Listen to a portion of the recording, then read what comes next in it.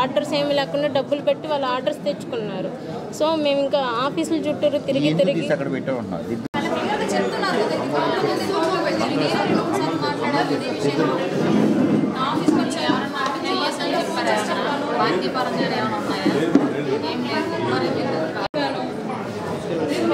చెప్పాను ఇలా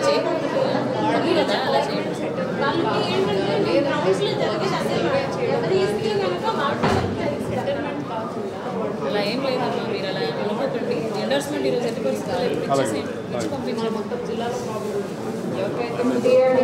వర్క్ ఇప్పుడు వరకు చేయగలుగుతున్నారు ఆఫీసర్స్. అదే పొలిటీషియన్స్ అయితే విలేజ్లో చేయనివ్వలేదు కాబట్టి వీళ్ళు న్యాయం చేశారు కాబట్టి వచ్చాను సార్.